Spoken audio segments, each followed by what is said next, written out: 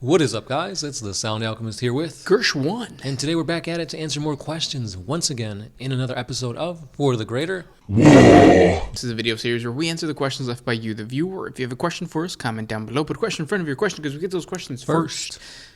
And we also have super thanks. If you guys want to support the channel, if you enjoy watching our videos, you can send us a super thanks. If you do and you ask a question, we will answer it guaranteed next episode. If not, you can just send us over a super thanks. Thank you for the support. And today we have a question from Andrea Necci. If you guys were to choose a famous character from all of the lore in Warhammer 40K to become a Space Marine, who would you choose and why? Also, what legion would you put him or her in? Bad Bunny and the Emperor's Children, because he's delicious. Yeah. I mean, yeah. This is interesting because he didn't just specify a human character to become a Space Marine. So if we can take any character in the lore and they become a Space Marine, that's crazy. My gut says like I want to make some type of Eldar a Space Marine just because psychically powerful and like all that kind of stuff. Wouldn't put him as Grey Knights because I feel like the Grey Knights are so regimented that they would hamper or like push down the psychic abilities. Yeah. So I think it would probably be more of like some type of like Raven Guard, Ultramarines, something that's like not so much that's like open to psychic powers. Yeah. As many OP things that I'm like rushing through my brain, like Gaskell, Magor, Karaka, how would that even work? Or like a Necron Lord. I think I'm gonna go ahead and say Farsight, Commander Oshova, because when you think about it, the Tau are a little bit shorter and scrawnier than like most other races. So to see a Tau be like a big buff like warrior would be pretty cool. Not just that, but he has the Dawn Blade. So to see him wield this weapon that essentially gives him immortality would be pretty cool too. And seeing him don a new battle suit that is capable of fitting a frame of a Space Marine would be even more awesome. Right. He would enter the Space Marine suit or the Terminator suit right away. Yes. Or what's the Primaris equivalent? I think currently they're like the aggressors. Like, yeah. That'd be so like cool, especially like because he lives forever. Yes. Steals the souls of those who he slays. Next question. This one is by. Oh no, I lost it. Have one from Boyan S. How numerous are the Tau? Can they invade and control a hive world? So the Tau, compared to all the other superpowers in the galaxy, are not very numerous, but they're strong enough to be a superpower. And yeah, they could easily invade hive worlds and planets. Really, They will take over them, kind of like what's the word? Quietly. They would use diplomacy to overcome whatever barriers there are, and then boom, they're there. Exactly. Angel Reyes says, "What's harder to join, the Tempestus Scions or the Legio Astartes?" Astartes? Yeah, I mean, I was going to say, you're pretty much guaranteed to die becoming an Astarte, but I mean, the Tempestus Scions, you could die potentially there too. It's tough, but it's not as like, because I think at the end of the day, the Tempestus Scions still want the recruits to succeed, whereas with the Space Marines, they don't want them. Like, it's only 100 Battle Brothers per company, and there's 10 companies, Right, so there's only 1,000. Yeah, like... And not just that, but they kind of want you to die, because if you like surprise them, then it's like, oh yeah, he was worthy. And sometimes they have multiple planets recruiting for it. So think of your high school class. Ours was around like 3,000 to 4,000. How many people actually graduated? That's how many people like actually made it to graduation. But out of those 4,000, if like we were Space Marines for some reason, out of 4,000, 3,000 die. Yeah, that's 3,000 like people, students that they were fine. They just died. That's crazy because I think I remember my graduating class in high school was like 600. Yeah, so like that. Yeah. So like whittle that down from 600 to say about 20. That's wild. Yeah, it's crazy out there. It is. It's hard in the streets. Next question. Drewy Breaker says, if no one can speak of the two lost legions, why? Don't they not care what the Big E thinks? So, like, that's the whole premise of the Lost Legions. Like, some were forgotten, some were lost. And we've talked about this in previous episodes where the theories as to why they were excommunicated, or basically, what is it called? The Edict of Obliteration. Yeah, it's like, it's all over the place. Yeah.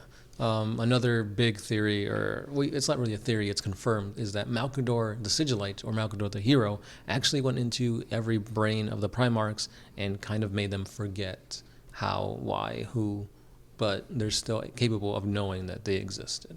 Right. Which is interesting.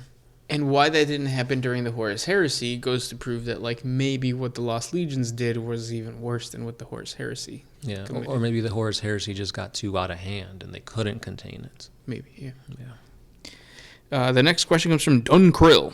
What do I need to romance a Tau girl?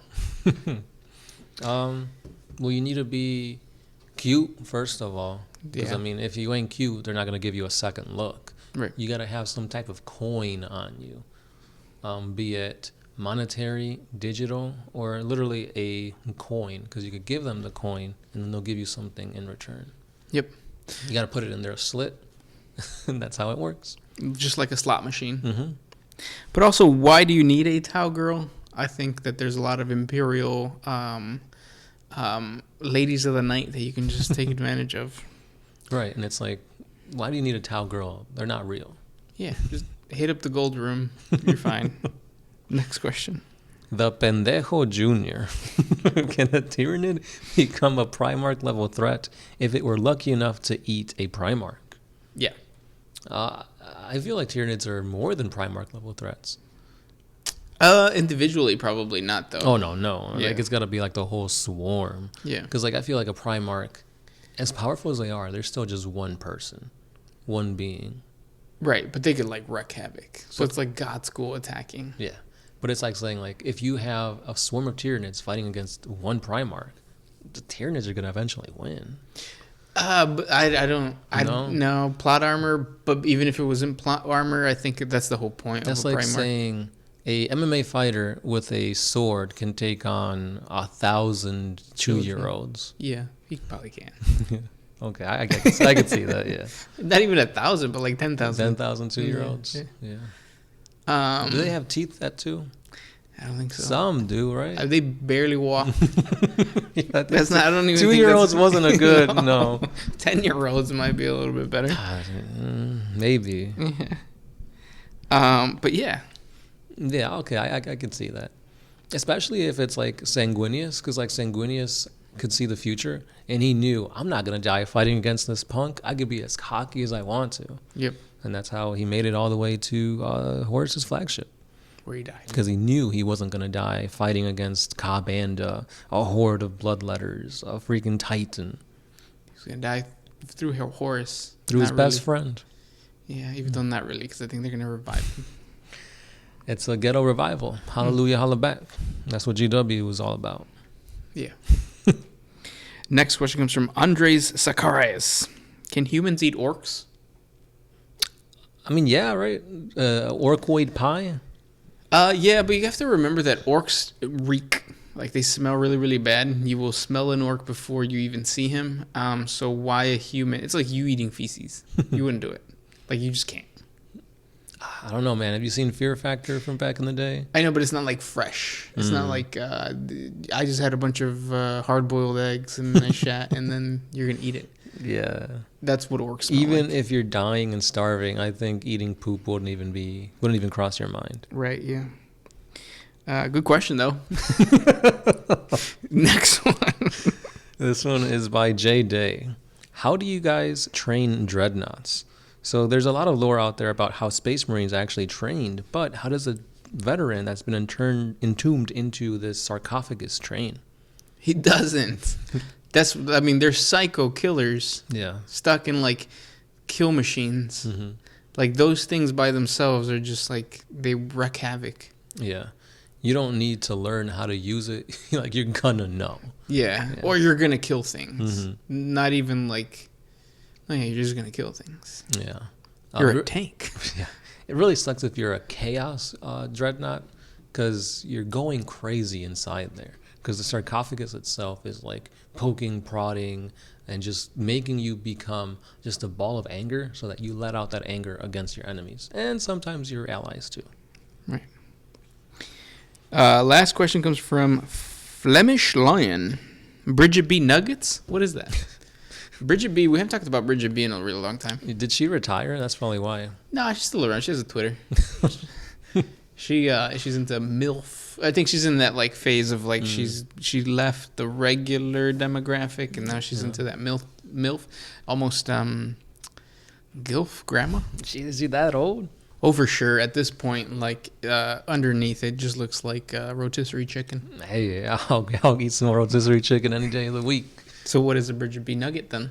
I don't know if I could. Bridget B. Nuggets? I'm not into nugget stuff. Yeah, that's like the tiny person, right? No, that's worse. A nugget? That's a person who has no arms or legs. Ooh. Yeah, I haven't gone that deep into... Unfortunately, that is something I want to stay far away from. Not unfortunately. Fortunately, I'm going to stay far away from that. That's like some Demon Kulaba levels. Yeah. Yeah. Stitched up nastiness. Mm-hmm. Don't watch Demon Kulaba stuff unless it's our creepypasta on the Demon Kulaba. Yeah, it's actually pretty good. Well, I'll link it up above. Click the link. Yeah. But those are the questions for today. If you guys want to sound off and say who your favorite porn star is now, you can, because Bridget B is kind of old now. Yeah. Let's find a new one. Well, here's the thing. When you were talking about like GILFs, it's not up to the person to be a GILF. It's up to their offspring and their offspring's offspring. To exist. Mm-hmm. To be considered a GILF. Right, yeah, but like all they have to do is exist. It's not like Bridget B's grandchildren. Well, once Bridget B has grandchildren, then she can be. Yeah. So sound off. Let us know what your favorite anything is. Yeah. Yeah. Don't say Riley Reid or whatever. That's old. Is it? Yeah. There's got to be a new generation coming. Exactly. Yeah. We're old. Let us know. Yeah. We've obviously gotten into nugget stuff, so. Keep those questions coming, guys, and we'll keep on answering them. It's the Sound Alchemist here with Gershwin, and we'll see you in the next one.